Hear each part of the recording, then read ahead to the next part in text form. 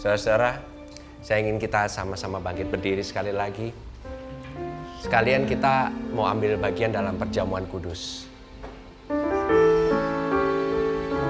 Saya rasakan bahwa memang we want to worship Him, we want to magnify Him in this place. Kita mau membesarkan namanya, bukan hanya itu. Oleh karena kita juga ingin merasakan kasih-Nya, merasakan hadirat-Nya. Mari saudara-saudara, sebelum kita mengambil bagian dalam perjamuan kudus, saya ingin ingatkan bahwa tanpa kuasa darah dan anugerah-Nya, kita nggak ada di tempat ini. Kita semua boleh berada di tempat ini, boleh merasakan hadirat-Nya, boleh ada Roh Kudus di dalam kita. Itu semua karena Dia yang telah mati di atas kayu salib, dikuburkan, mati, bangkit kembali, dan duduk di sebelah kanan Allah Bapa. Disitulah posisi kita, saudara-saudara. That is where our position is. Saudara mesti melihat diri saudara lagi tidak berada di dalam posisi berdosa yang masih harus ditebus. Tetapi saudara telah ditebus oleh darah-Nya sekali untuk selama-lamanya. Dan oleh karena bilur-bilur daripada Tuhan Yesus, kita boleh berada di posisi bahwa kita ini sembuh. We are healed, we are whole, dan kita semua boleh mengalami apa yang dinamakan kemuliaan Tuhan. Kita ingat apa yang telah Dia lakukan di atas kayu salib. Mari saudara, kita ambil bersama-sama. Terima kasih Tuhan untuk tubuh-Mu ini ya Tuhan. Kami mengingat kematian-Mu di atas kayu salib bukanlah hal yang sia-sia. Tubuh-Mu dipecah-pecahkan untuk kami. Hukuman demi hukuman dikenakan kepada tubuh Tuhan Yesus oleh karena dosa-dosa kami. Tapi bukan kami yang menanggung. Engkau yang menanggungnya semuanya di atas kayu salib. Supaya kami beroleh kesembuhan, keutuhan. Kami yang mendapatkan reward. Justru Engkau yang menanggung ganjaran itu. Terima kasih Tuhan Yesus untuk pengorbanan-Mu di atas kayu salib. Terima kasih Tuhan. Terimalah tubuh ini. Mari kita makan bersama-sama dalam nama Tuhan Yesus.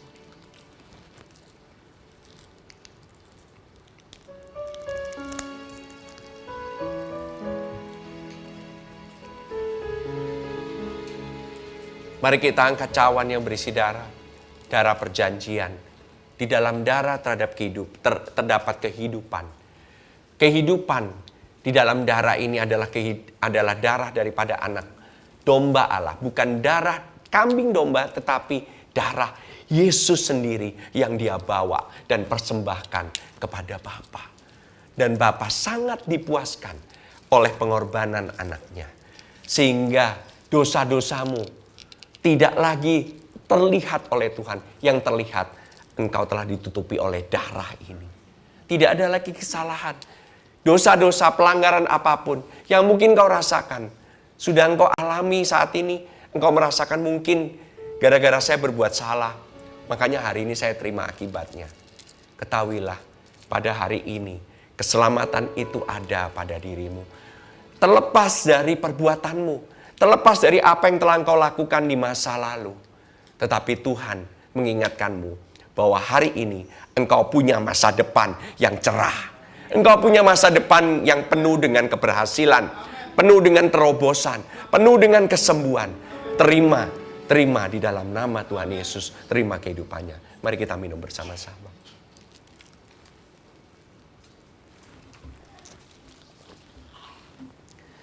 Saudara, saya ingin masuk ke dalam firman Tuhan. Dan saya ingin menyelesaikan seri khotbah saya dari hidup lebih baik karena mendengarkan firman. Life will be better when you hear the word. Oke? Nah, ini saya udah sampai part 2, tapi ternyata memang masih belum bisa selesai. So, saya akan selesaikan, saya akan conclude my series. So, kalau saudara bisa lihat, kita ini perlu untuk mendapatkan yang namanya firman, dan firman itu adalah Yesus sendiri. Karena pada saat Yesus datang ke dalam kehidupan kita, maka kehidupan kita tidak akan menjadi sama lagi. Kehidupan kita itu akan mengalami perubahan. Bagi teman-teman mungkin yang pernah baru pertama kali menerima Tuhan Yesus ataupun yang dibaptis, saya yakin pasti banyak kesaksiannya. Cuman kita mungkin malu untuk menyaksikan. Tetapi sebenarnya kesaksiannya meskipun kelihatannya kecil, tapi Yesus itu punya efek, dampak dalam kehidupan kita. Dia itu menyukai hal-hal di mana kalau ada yang kekurangan, ada yang minus, dia itu menjadi plusnya. Dia itu menjadi kelebihannya. Dia itu tertarik untuk orang-orang yang mengalami oppression, mengalami ketertindasan. Untuk orang-orang yang merasa dalam tanda kutip kayaknya dihakimi, dijolimi, dibully, segala macam itu mungkin kita merasa kayaknya dalam kehidupan ini nggak fair. Tuhan Yesus itu adalah Tuhan yang adil. Dia itu tidak menutup matanya dan dia tahu apa penderitaanmu. Makanya dia mau turun dalam kehidupanmu untuk melepaskanmu. Bukan dari hanya penderitaanmu, tetapi dia ingin masuk dan menjadi satu dengan kehidupanmu. Supaya apa? Yang engkau hidupi di muka bumi ini adalah kehidupan Kristus sendiri. Amin. So saya ingin menyimpulkan kembali dari Markus terakhir, kita ambil dari Markus pasal yang 4 ayat yang 30 dan 32. Dikatakan, ini adalah perumpamaan. Saudara-saudara, saya ingin memberitahukan overview-nya bahwa Markus pasal keempat dari pasal yang pertama, dari ayat yang pertama sampai ayat yang terakhir itu tidak dijeda-jeda. Manusia membuat title, judulnya, tetapi aslinya, teks aslinya tidak diputus-putus. Jadi ini cerita bersambung, saudara. Jadi kalau saudara lihat ada judulnya perumpamaan tentang talenta, perumpamaan tentang, ya kan, ada lagi penabur. Itu semua bukannya Tuhan Yesus bikin chapter nanti besoknya, enggak. Itu semuanya terjadi di suatu waktu yang sama. Berarti artinya apa? Antara perumpamaan dan kejadiannya itu adalah hal yang berkaitan. Tidak ada yang namanya terlepas daripada ceritanya masing-masing. Semuanya terkait. Makanya saudara mesti melihat konteks ini dari sisi satu pasal. Bukannya per ayat dijeda judul, per ayat dijeda judul. Oke? Kita lihat ya. Markus pasal 4 ayat 30-32. Katanya lagi, dengan apa hendak kita membandingkan kerajaan Allah itu, atau dengan perumpamaan manakah hendaknya kita menggambarkannya. Hal kerajaan itu seumpama biji sesawi yang ditaburkan di tanah. Memang biji itu yang paling kecil daripada segala jenis benih yang ada di bumi. Tetapi apabila ia ditaburkan, ia tumbuh dan menjadi lebih besar dari segala sayuran, daripada segala sayuran yang lain, dan mengeluarkan cabang-cabang yang besar, sehingga burung-burung di udara dapat bersarang di dalam naungannya. Jadi apa itu benih, saudara-saudara? Apa itu benih? Firman Tuhan. Oke. Kenapa Tuhan pakai biji sesawi? Karena dia yang menggambarkan, kamu hari ini mungkin banyak mendengarkan firman, tetapi mungkin kamu nggak ngerti semuanya. Mungkin yang kamu dapatkan hanya hal yang kecil, seperti biji sesawi itu kecil. Oke? Jadi dalam hal ini, biji sesawi ini, yes, memang di referensi yang lain, biji sesawi berbicara mengenai iman. Tetapi dalam konteks Markus pasal 4 ayat ke-30, biji sesawi berkata mengenai firman. Firman ini mungkin kamu dapatnya sedikit. Jadi apa yang aku lakukan? Kau katakan, Yesus, aku nggak bisa ngerti semuanya apa yang pastor khotbahkan. Tetapi saya hanya mengerti sedikit saja. Nggak masalah. Bagi Tuhan Yesus, hal yang sedikit itu berikan kepada Yesus. Karena apa? Biji ini atau benih ini ditanam di tanah. Tanah itu berbicara mengenai, yes, ada yang berbicara mengenai hati. Tetapi yang kalau saudara mengikuti seri khotbah saya yang berikut sebelum-belumnya, tanah ini tanah yang subur berbicara mengenai Yesus. Jadi saudara berikan kepada Yesus, kemudian karena Yesus adalah tanah yang baik, dia bisa membuat biji sesawi ini bertumbuh. Bertumbuhnya besar, meskipun kecil saudara-saudara. Meskipun berkecil, tapi dia ini tambah lama tambah besar. Biji ini bagaimana cara tumbuhnya? Tidak ada yang tahu. Karena orang itu tidur, dia bangun, kemudian tahu-tahu biji itu tambah lama, tambah bertumbuh, tambah lama, tambah besar. Dan biji itu akhirnya, benih itu akhirnya menjadi pohon yang besar. Pohon yang besar, ada yang namanya carang, ada yang namanya daunnya, tetapi benih itu sudah tumbuh. Saudara bisa melihat benih kalau di dalam tanah? Nggak bisa. Kalau saudara sudah lihat benih itu tumbuh menjadi pohon yang besar, ada yang bisa menyembunyikannya? Nggak ada. Artinya kalau engkau sudah mendapatkan tuaian, tuaian itu bisa dilihat oleh semua orang. Semuanya bisa melihat. Tidak ada yang bisa menyembunyikan. Sebab itu Yesus berikan perumpamaan mengenai pelita. Pelita itu terlihat. Semua orang bisa melihat pelitanya. Ditaruh di atas kaki Dian. Artinya apa? Tidak ada satu orang pun yang tidak akan melihat tuaian. Semua akan terlihat jelas. Amin. Dan menjadi pohon yang besar, ada burung di udara yang bersarang. Ingat, perumpamaan mengenai burung memakan benih yang ada di pinggir jalan. Burung itu artinya apa? Iblis. Waktu kecil, waktu kita mendengarkan firman, iblis bisa mengambil. Kau nggak mengerti, engkau benar-benar nggak mau mendengarkan, engkau tidak mempedulikan. Sebab apa dikatakan? Dengan apa engkau mengukurkan, dengan apa itu juga diukurkan kepadamu. Pengukurannya, what is the measure? Engkau mau berikan bobot apa sama firman itu? Kalau engkau tidak memberikan bobot, habis. Tapi kalau engkau memberikan bobot kepada firman itu, maka firman itu akan bertumbuh. Dan setelah bertumbuh, menjadi besar, iblis mau mencabut pohon itu. Bisa nggak dia? Nggak bisa. Kalau engkau sudah dapat terobosannya, engkau sudah dapat tuaiannya, tidak ada satu kekuatan pun yang dapat menutup pintu berkat itu. Engkau mungkin merasa, wah kadang-kadang saya kok gimana ya, saya ini kadang-kadang nggak mau kesaksian dulu kalau belum ada terobosan. Saya ini nggak mau kesaksian dulu, nanti saya malu kalau saya nggak dapat terobosannya. Tapi ketahuilah bahwa mungkin yang orang-orang itu ingin mendengar dari kesaksianmu bukan pada saat engkau berhasil saja. Kalau engkau berhasil, sudah ada kesaksiannya, nggak perlu iman, semua orang juga bisa lihat. Tetapi pada saat engkau masih berjuang, engkau mungkin masih struggling, engkau mungkin masih bergumul, engkau pada saat itu seperti benih yang ada di dalam tanah, nggak kelihatan. Tetapi Tuhan yang memberikan pertumbuhan, Dia memberikan itu keajaibannya, dan Tuhan yang menumbuhkan, bukan karena kamu yang menumbuhkan.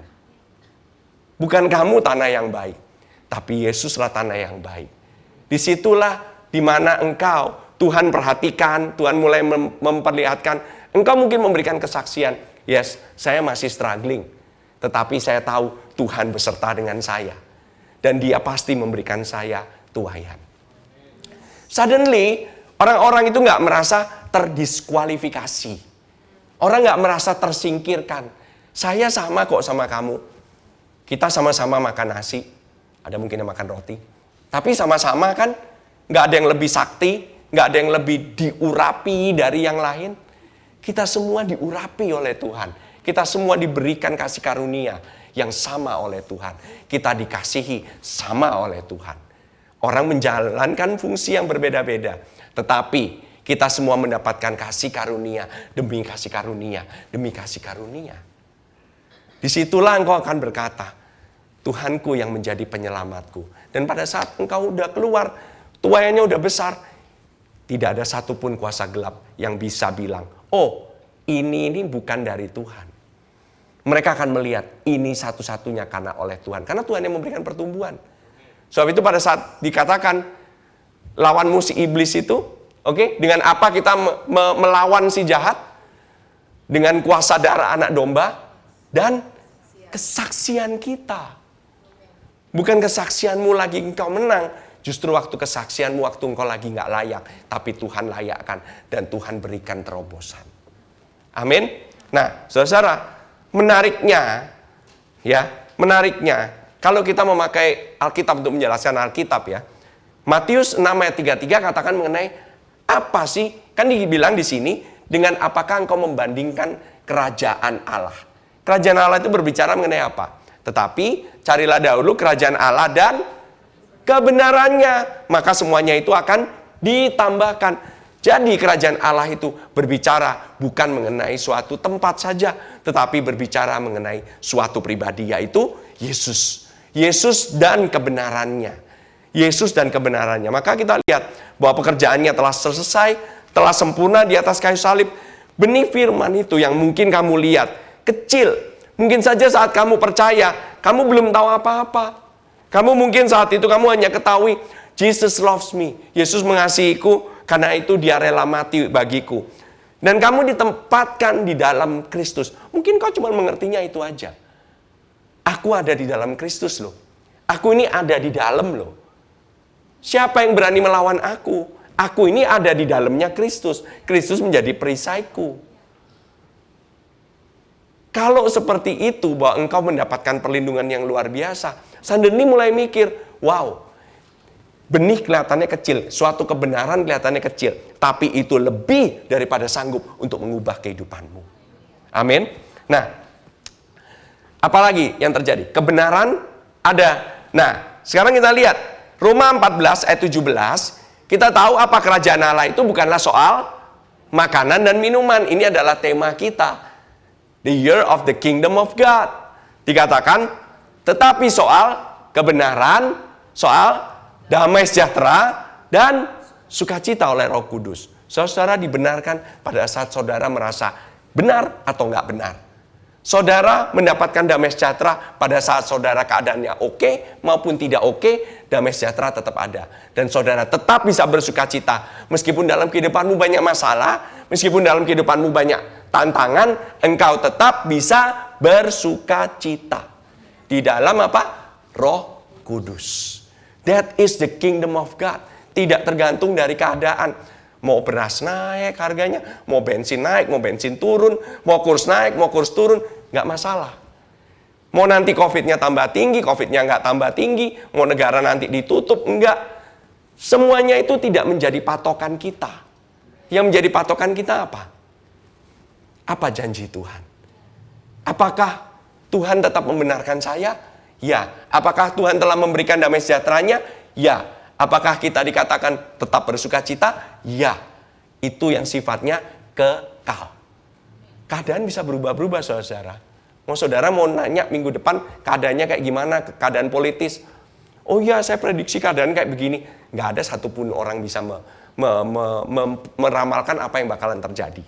Saudara bisa meramalkan gitu. Sekarang gitu saudara, nanti siang itu apa yang bakalan kejadian. Nggak ada satupun. Amin. So, kalau kita bisa meramalkan, kita udah lebih daripada Tuhan. Ya kan? Nah, saudara, saudara lihat waktu engkau mendengar firman, engkau menerima, engkau percaya, semuanya itu ditambahkan kepadamu. Oke, sekarang kita ambil ya, kita lanjut lagi. Dari 4 ayat 32, Markus 4 ayat 32, sekarang kita pergi ke ayat ke 33 dan 34.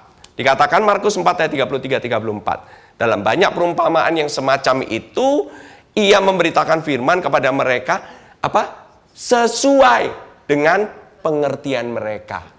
Oke? Dan tanpa perumpamaan ia tidak berkata-kata kepada mereka, tetapi kepada murid-muridnya ia menguraikan segala sesuatu secara tersendiri. And with many, bahasa Inggrisnya ya, with many such parables, he spoke the word to them as they were able to hear. Di dalam firman ini paling banyak kata hear. Siapa yang bertelinga adalah ia mendengar. Jadi, seberapa saudara mau dengerin hari ini, segitulah ukurannya. Amin. So, kita lanjut ya. Lanjut. Markus 4 ayat 35 sampai 41.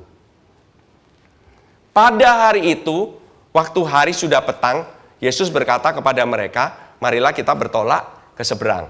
Mereka meninggalkan orang banyak itu lalu bertolak dan membawa Yesus beserta dengan mereka dalam perahu di mana Yesus telah duduk dan perahu-perahu lain juga menyertai dia. Lalu mengamuklah taufan yang sangat dahsyat dan ombak menyembur masuk ke dalam perahu sehingga perahu itu mulai penuh dengan air. Pada waktu itu Yesus sedang tidur di buritan di sebuah tilam. Maka murid-muridnya membangunkan dia dan berkata kepadanya, "Guru, engkau tidak peduli kalau kita binasa?" Ia pun bangun, menghadik angin itu dan berkata kepada danau itu, "Diam, tenanglah." Lalu angin itu reda dan danau itu menjadi teduh sekali. Lalu ia berkata kepada mereka, "Mengapa kamu begitu takut? Mengapa kamu tidak percaya?" Mereka menjadi sangat takut dan berkata seorang kepada yang lain, "Siapakah gerangan orang ini sehingga angin dan danau pun taat kepadanya?" Saudara, firman ini atau perikop ayat ini dikatakan pada hari itu. Artinya apa pada hari itu? Pada hari di mana Yesus memberitakan tentang perumpamaannya. Jadi ini masih nyambung nggak? Masih. Ini perumpamaan yang tadi itu mengenai benih, mengenai tanah, mengenai pelita. Semuanya dengan kejadian ini, itu nyambung, saudara-saudara. Dikatakan pada waktu hari sudah petang. Jadi Yesus itu waktu mengajar benih, firman, dan perumpamaan, dia mengajarkan firman, dan hari yang sama, waktu hari sudah petang, dia berkata kepada murid-muridnya apa? Marilah kita bertolak ke seberang. Nah, namanya firman, udah diberitahukan, udah diajarkan, sekarang harus dipraktekkan. Ada namanya ujian praktek. Inilah tesnya, ya kan? Saudara, kalau misalnya dengar teori, mau dapetin SIM, saudara cuma baca buku doang, nggak pernah nyetir mobil sama sekali, bisa nggak nyetir? Ada yang di sini yang bisa jago baca buku, bawa mobil langsung jago. Pernah? Ada yang mencoba? Iya, ada yang jago nabrak sih. Jago nabrak sana, nabrak sini, ya kan? Saudara, yang namanya firman itu, firmannya Yesus, itu bukannya cerita untuk mendongeng, membuat kita tertidur atau membuat kita rasa nyaman. Enggak. Tetapi Tuhan Yesus memberikan perumpamaan supaya kita bisa mengaplikasikannya dalam kehidupan kita. Amin. So, jadi apa yang Yesus lakukan? Dia itu lagi menebar benih. Benihnya apa? Benih firmannya. Marilah kita bertolak ke seberang. Itu firmannya. Itu makanya saya bilang, benih lagi ditabur sama Tuhan Yesus. Nyambung nggak sama sebelumnya? Nyambung. Yang terjadi apa? Sekarang terserah kepada murid-muridnya. Mau percaya sama firman-Nya Tuhan Yesus atau enggak? Kita, oke ya, misalnya gitu ya, saya bilang gitu ya kepada teman-teman. Minggu depan kita akan tuna party. Ini anggap kata ya, anggap kata. Misal, Pak Arif sampai sekarang belum dapat ikannya. Misal gitu. Tapi saya udah ngomong, minggu depan kita akan tuna party. Ikannya mana? Gak ada. Ikannya masih dipancing sama Bapak Petrus. Ya, tapi ikannya mana? Minggu depan kita akan tuna party, tapi ikannya gak ada. By the way, ini kejadian beneran. Saya tanya sama Pak Arif, ikannya udah ada belum? Gitu, waktu beberapa bulan yang lalu ya. Wah, pastor, ini lagi dicari ini. Kita doakan supaya ikannya nanti bisa ada. Wah, ya kan? Tapi dalam hati saya, terus terang aja, tar-ketir gitu. Wih, gitu. Dapat nggak ya ikannya ya? Oh, dapat apa enggak ya ikannya? Beberapa minggu yang lalu Pak Arif bilang, Pastor, saya sekarang lagi sedang ke Cikarang mau ketemu dengan orangnya. Puji Tuhan, dikasih report, ikannya sudah ada. Wih, gitu kan? Tapi kan sebelum itu, saya kan bisa aja ngomong, nggak percaya. Udah mesti cari dari sumber lain, jangan dari Pak Arif. Loh, saya bisa, bukannya nggak bisa kan, gitu loh. Udah, kita nggak usah. Tapi saya percaya, kita nanti minggu depan mau tuna party. Tuhan pasti sudah sediakan tunanya. Bukan saya yang nyari tuna, orang yang nyari tuna. Tapi saya percaya, Tuhan sudah sediakan. Jadi, ini pun Yesus pun sama. Marilah kita bertolak ke seberang. Nah, ayat 36 ya dikatakan, mereka meninggalkan orang banyak itu, lalu bertolak dan membawa Yesus beserta mereka dalam perahu di mana Yesus telah duduk. Artinya Yesus itu mengajar di atas perahu dan dikatakan dan perahu-perahu lain juga menyertai dia. Artinya Yesus ngomong itu bukan hanya kepada murid-muridnya ya, tetapi juga ada orang-orang lain yang ikut. Ini bukan cuma satu perahu loh. Kan yang kita film-film suka kita lihat kan cuma seolah-olah perahunya Yesus jalan sendiri. Enggak, ini banyak yang lain. Banyak perahu-perahu yang lain. Artinya apa? Yesus tidak pelit. Kamu kalau minta pewahyuan, Pastor saya ini nggak ngerti. Kamu doa sama Tuhan Yesus, Tuhan bikin saya mengerti. Tuhan mau buat kamu mengerti. Nggak usah takut. Saya nggak ngerti Tuhan, nggak usah dengerin firman deh. Saya nggak ngerti sama sekali. Keep listening to the word. Ask the Holy Spirit Minta sama Roh Kudus berikan saya pengertian. Itu yang seringkali kita lupa. Tanya Roh Kudus, saya nggak ngerti ini maksudnya apa. Tuhan itu nggak pernah pelit, oke? Ngasih pewahyuan kepada kita semua. Dia itu nggak pernah pelit. Makanya ada banyak orang-orang lain yang ikut bersama dengan Tuhan Yesus. Mereka dengar juga mengenai Tuhan Yesus bilang, marilah kita bertolak ke seberang. Mereka dengar. Nah, masalahnya, ini dia nih, ayat 37. Lalu, ini ya Tuhan Yesus ya, lalu mengamuklah taufan yang sangat dahsyat dan ombak menyembur masuk ke dalam perahu, sehingga perahu itu mulai penuh dengan air. Terus, pada waktu itu, Yesus sedang apa? Tidur. Di buritan. Buritan itu bagian belakang atau depan? Belakang, betul. Di bagian belakang di sebuah tilam. Kalau air masuk, bagian belakang itu lebih rendah atau lebih tinggi? Lebih rendah. Artinya airnya paling banyak masuk ke belakang. Hebat ya, jemaat GBC luar biasa. Nah, terus kemudian dikatakan, maka murid-muridnya membangunkan dia dan berkata kepadanya, Guru, engkau tidak peduli kalau kita binasa? Oke, sekarang saya mau tanya, taufan itu apa sih? Taufan itu apa?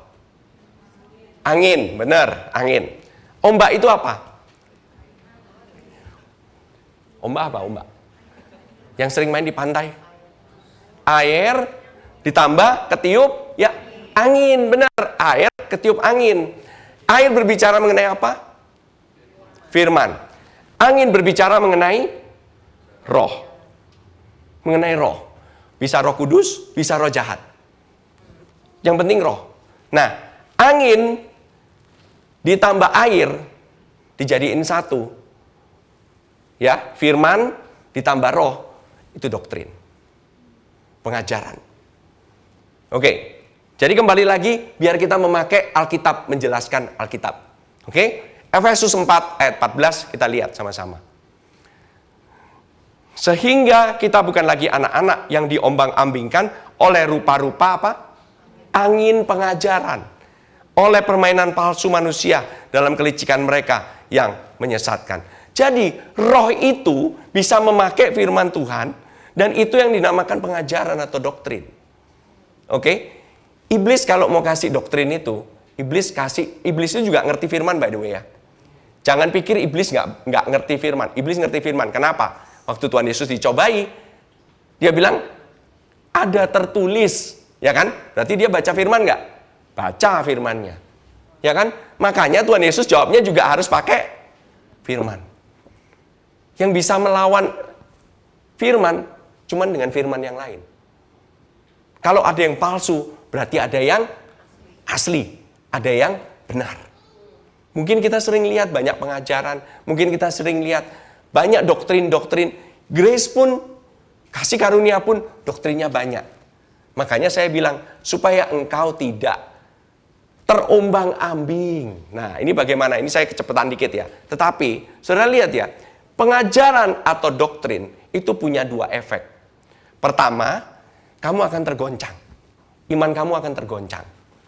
Tetapi, efek yang kedua, justru pengajaran itu akan membawa kamu ke dalam damai. Menjadi damai.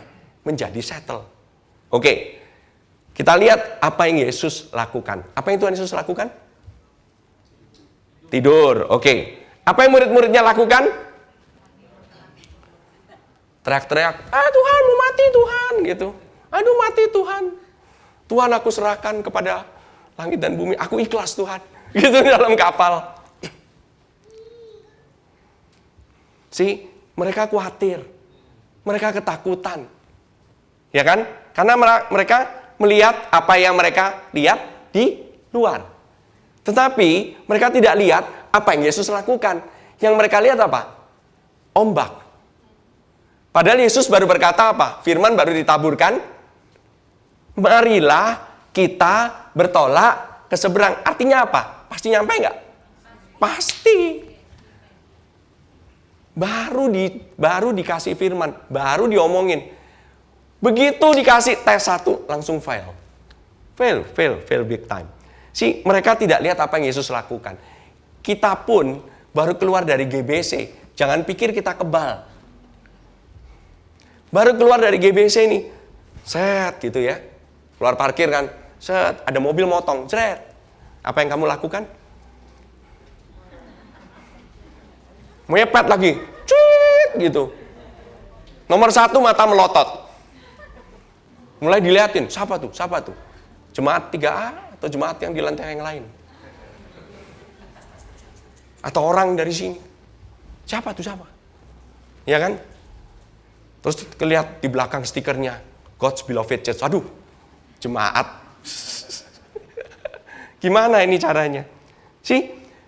Pada hari yang sama Yesus mengajar, hari yang sama mereka lupa. Hari yang sama ini masih saat yang sama. Oke? Padahal dikatakan di dalam ayat ke-33 gini, dalam banyak perumpamaan yang semacam itu, ia memberitakan firman kepada mereka sesuai dengan pengertian mereka. Jadi kalau mereka khawatir dan ketakutan, sesuai dengan pengertian mereka, ya udah mentok segitu. That's why I pray every time saudara-saudara ingin datang ke gereja, saudara berdoa, bukakan pikiran saya, bukakan hati saya, supaya saya mengerti firman yang dibagikan. Saya memang banyak bagiin firman, saya harus akuin lah, kadang-kadang bisa sejam lebih ya. Tapi saya katakan, seberapapun, paling nggak saudara dapat something yang untuk saudara bawa pulang. That will change your life. Masalahnya hidup dan mati. Ini masalah hidup dan mati. Amin. Nah, saudara, Yesus tuh banyak kasih firman nggak? Saya mau nanya. Kalau ditanya, dalam banyak perumpamaan semacam itu, ia memberitakan firman kepada mereka sesuai dengan pengertian mereka. Artinya banyak nggak dikasih sama Tuhan Yesus? Tuhan Yesus itu nggak ngerti namanya enough, selalu overflow. Udah dikasih firman di GBC, tambahin lagi abundant life class, kurang lebih kayak gitu. Tambahin lagi pengajaran, sebanyak apa yang mereka mengerti. Artinya, kamu mau nangkep lebih banyak, tambah lagi, lebih banyak lagi, barulah Yesus bilang, mari kita semua tes, apa yang kita mengerti, Yesus bilang, mari kita bertolak ke seberang. Jadi seberapa kamu mau mengerti? It's up to you. Seberapa kamu mau percaya? It's up to you. Amin. Nah, Yesus tidur, murid-muridnya khawatir. Karena apa? Ombak doktrin itu menerpa kapal mereka. Mereka lupa akan firman daripada Yesus sendiri. Ini benar-benar ayat 18 ya. Dan yang lain ialah ditaburkan di tengah semak duri. Nah, ini mereka khawatir. Itulah yang mendengar firman, lalu kekhawatiran dunia ini, tipu daya kekayaan, keinginan akan hal yang lain, masuk menghimpit firman itu sehingga ia tidak berbuah. Kita tahu bahwa mereka ini membangunkan Yesus kan? Benar kan? Nah, jadi seharusnya apa yang mereka harus lakukan? Jadi kalau mereka lagi terima goncangan kayak gini, apa yang harusnya mereka lakukan? Sebagai seseorang karismatik sejati, kira-kira apa yang mereka harus lakukan? Doa, ya. Doa ya, doa. Terus apa lagi? Ada lagi nggak? Apa? Sorry? Bahasa roh. Ya, bahasa roh. Oke. Terus apa lagi? Speak, yes. Speak to the storm. Tengking. Kayak Yesus. Diam, tenanglah. Ya kan? Ya. Itu memang umum. Itulah jawaban memang orang karismatik, semua jawabnya begitu. Tetapi sebenarnya, kalau mau mati, yang mati itu yang tidur duluan. Kalau mau mati ya Yesus mati duluan dong. Orang dia ketiduran di buritan. Bener nggak? Harusnya kita lihat Yesus ya. Kalau dia mau mati, dia pasti mati duluan dong. Gitu loh. Nah, oke. Ini Yesus berada di perahu murid-muridnya yang notabene. Ini pelaut sejati bukan? Yes. Mereka ini orang nggak. Mereka ini lihat ombak kayak gimana sih? Tiap hari lagi mereka lihat ombak. Mereka ini pelaut unggul. Ahli berenang lagi. Jago. Mau ngomong nangkep ikan sambil ombak-ombakan juga bisa. Ada di sini yang pernah, saya kemarin pernah pergi, kan saya pergi ke Ambon gitu ya. Saya lihat ikannya banyak banget gitu ya. Saya lihat ada ikan di keramba gitu. Banyak sekali. Tapi saya ngeri, karena ikannya terlalu besar-besar. Saya takut dicaplok sama ikannya gitu ya. Tapi itu ternyata keramba itu saya pikir cetek. Saya kira cuman paling semeter gitu. Enggak. dalamnya bisa 4 meter ke bawah. Ikannya banyak sekali. Mereka mengumpulkan ikan, gitu ya. Tapi kita nggak tahu berapa dalamnya. Nah, masalahnya karena kita nggak tahu, kita pikir kita tahu. Wah, ini biasalah kapal kita. Saya kan tahu kapal saya tahu bisnis saya tahu pelayanan saya tahu kok keluarga saya. Saya udah terlalu familiar. Ini familiar teritori, saya ngerti kok. Pas begitu kehajar ada ombak, mereka sampai bingung mau mati. Mereka ini bingung, mereka ini binasa. Artinya ombaknya dahsyat nggak? Dahsyat banget. Ombaknya pernah mereka lihat nggak sebelumnya? Belum pernah. Jadi jangan kamu merasa yakin, oh kamu udah tahu semuanya. Oh, gue udah tahu Grace. Kalau Grace jawabannya begini. Kalau ini jawabannya gitu. Dijadiin aturan semuanya. Semuanya, kalau kayak gini harus tengking. Jenis yang ini doa dan puasa. Jenis yang itu puasa doang. Jenis yang itu mesti nyanyi. Kamu pakein formula. Ya. Terus kita coba handle kapal kita sendiri kan. Wah, ya kan? Mereka coba gitu ya. Udah airnya masuk, coba dikeluarin airnya. Mereka coba dengan kekuatan. Kita lihat ngamuk nih. Badainya ngamuk nih. Ekonomi nih tambah kacau nih. Wah, bensin juga nggak menentu nih sekarang nih. Dulu-dulu sih biasa aja. Saya sebelum COVID santai. Kena COVID, koit semuanya. Wah, ini bisnis gagal, itu gagal, ini gagal, itu gagal. Nggak peduli bisnis kecil, bisnis gede, semua kena imbasnya. Gereja kecil, gereja gede, kena imbasnya juga. Nggak masalah, ini semua ini udah bagi Tuhan. Problem,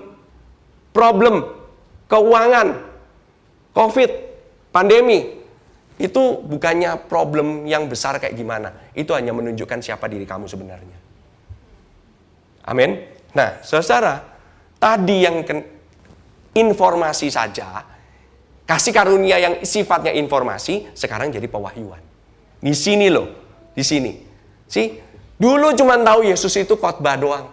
Sekarang pengajar yang ngajarin orang. Dulu Yesus menyembuhkan orang. Bahkan orang Yahudi itu gak asing sama mujizat, by the way. Mereka gak asing. Kebanyakan orang akan berkata, perintahkan pada ombak dong. Peace, be still. Diam, tenanglah. Ombak ditengking. Yang COVID juga ditengking. Semuanya ditengking-tengkingin. Gitu ya. Nah, tapi itu fokusnya kembali kepada kita. Kita yang harus lakukan sesuatu. Yesus yang bilang apa tau gak? Marilah kita bertolak ke seberang. Kalau kamu masih sibuk ngurusin diri kamu sendiri, kamu gak ngelihat apa yang Yesus lakukan, itu sama dengan kamu dengan usahamu sendiri. Kamu pikir kamu bisa membebaskan. Amin. Artinya, lihat Yesusnya resting, harusnya apa yang kita lakukan? Ikut rest. Kita yang murid-murid itu tahu kan di kapal, Yesus itu ada di kapal. Itu masih struggle dulu. Seakan-akan kalau usahanya udah mentok, barulah mereka bangunin Yesus. Padahal ya, Yesus tuh tahu nggak kalau badainya itu besar banget? Tahu nggak kalau di buritan itu kebanyakan air bakalan masuk? Yes, tapi sikap Yesus bagaimana? Tidur. Sikap Yesus itu tidur. Sikap Yesus di tengah badai. Dia itu lebih peduli kepada murid-muridnya. Apa dalam hati mereka, isi hati mereka. Dia itu lebih penting murid-muridnya itu dalam keadaan, Yesus tuh nggak peduli lagi keadaan sekitar mau kayak gimana pun. Tetapi sikap daripada Yesus sendiri itu tenang. Dia itu tenang. Dia itu nggak ikut-ikutan ngeluarin air. Itu kan hal yang logik. Harusnya Yesus ikutan dong ngeluarin air. Justru malah murid-muridnya bangunin dia. Dia itu bangun bukan karena kapalnya kemasukan air. Dia bangun karena murid-muridnya teriak, "Guru, ini kita mau binasa." Betapa care-nya Tuhan Yesus. Dia tahu kita hampir tenggelam. Kapal kita hampir tenggelam. Kamu teriak sama Tuhan Yesus. Kamu kan kalau nggak bisa rest, kamu teriak sama Tuhan Yesus. Yesus bangun nggak? Tetap bangun. Amin. Amin. Harusnya kita ikut Yesus. Tidur. Apakah kita akan rest dalam Yesus? Di dalam duduk di sebelah kanan Allah Bapa. Jangan ikut-ikutan bangkit berdiri, saudara-saudara. Ikut bantuin. Seakan-akan usahamu itu bisa menenangkan badai. Amin. Atau ikutin agama. Lakukan ini, lakukan itu, lakukan ini, lakukan itu. Kita bisa ikut-ikutan orang loh. Kalau ada apa, kejadian apa, ikut. Kejadian apa, ikut. Lama-lama benar-benar jadi agamawi. Amin. Atau ikut murid-murid Tuhan Yesus.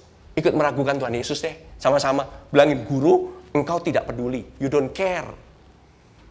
Mulai ngatain Tuhan. Tuhan, kamu gak care ya sama saya ya? Saya ini lagi kayak begini. Usaha saya lagi mentok. Saya lagi baru putus pacar nih, gimana nih nanti nih?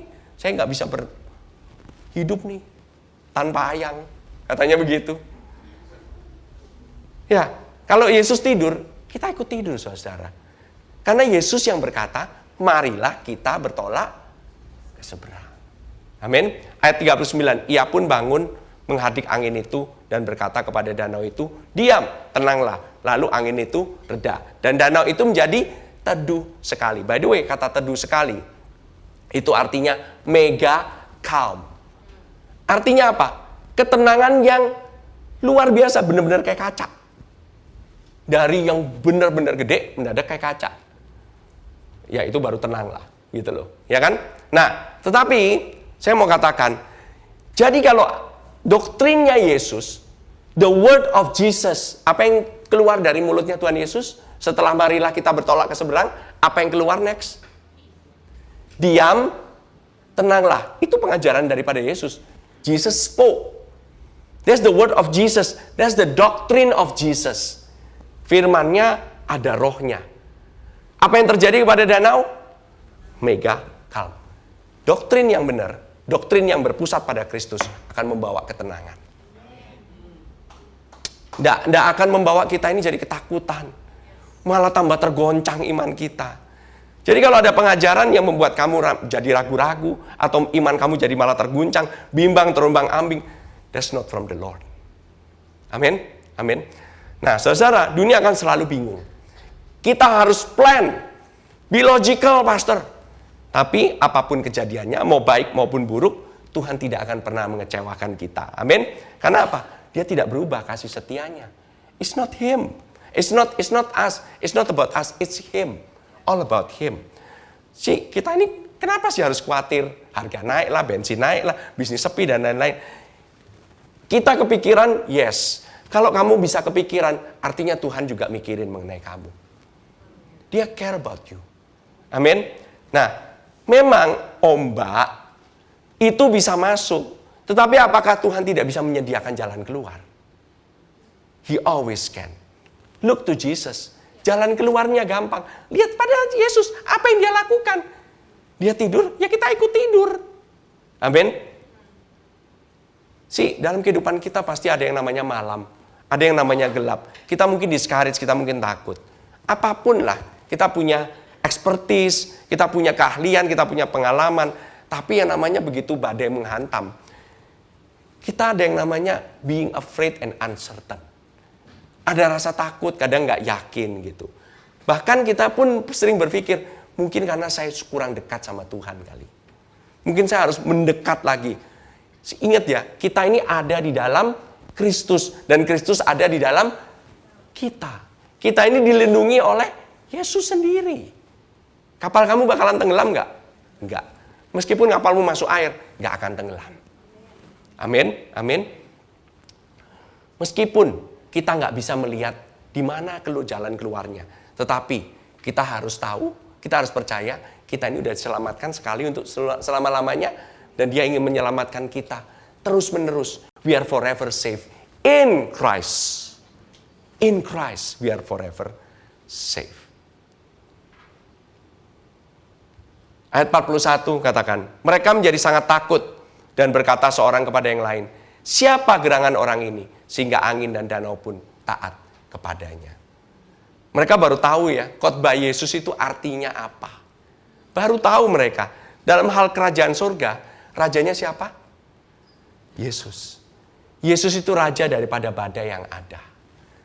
Jesus spoke with authority. Dia itu berbicara, bukan cuma terhadap badai, penyakit juga dia punya kuasa. Dalam usaha, dia punya kuasa. Dalam hal channel-channel segala macam, dia lebih banyak channelnya dibanding kita bisa kasih channel kita. Mau kayak gimana pun, Dia itu raja alam semesta. Dia yang punya otoritas terhadap segala sesuatu. It's all in His hand. Why do you worry? Why do you have unbelief? Gitu. Saudara, ini saya tutup ya dengan satu ayat Filipi 4 ayat 6 sampai ke yang ke-7.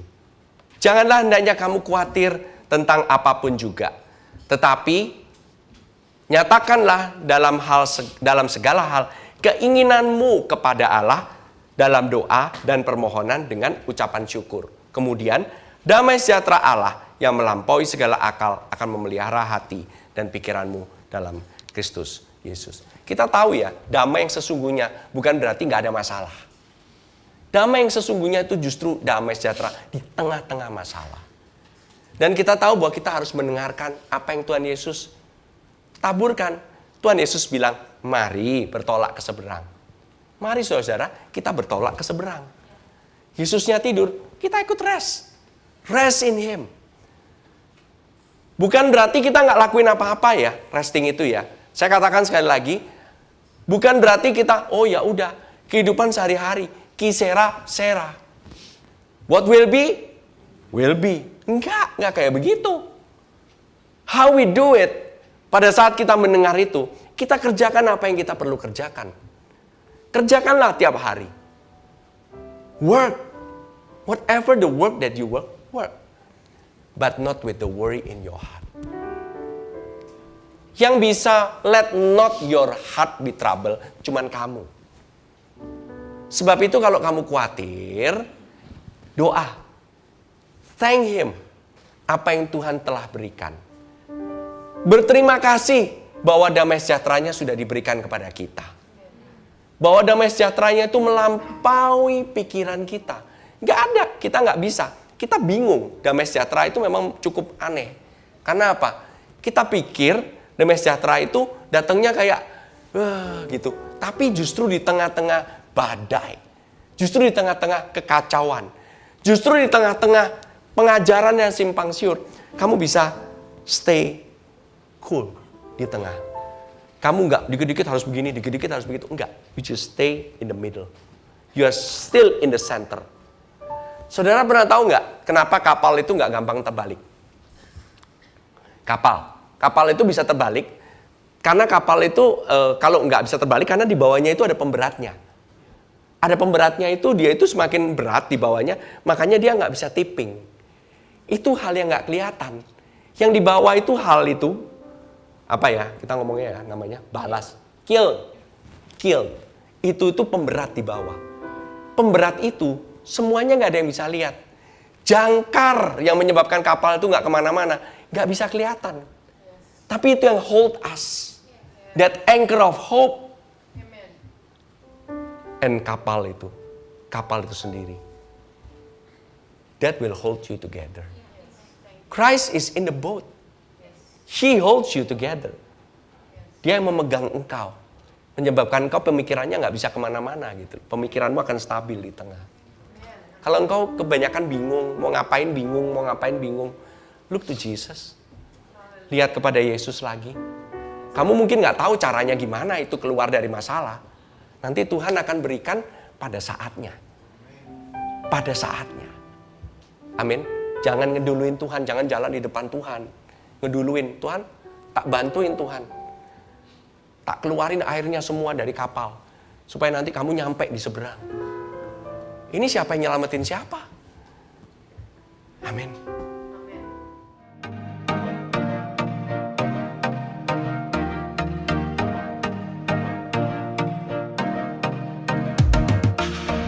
Terima kasih untuk saudara sekalian yang telah mengikuti ibadah GBC Jakarta bersama kami. Kami berharap saudara sekalian diberkati dan disegarkan oleh firman Tuhan yang telah disampaikan pada hari ini. Pastikan saudara mensubscribe channel YouTube kami dan ikuti terus update dan informasi GBC Jakarta di akun resmi media sosial kami di bawah ini. Shalom, Tuhan berkati.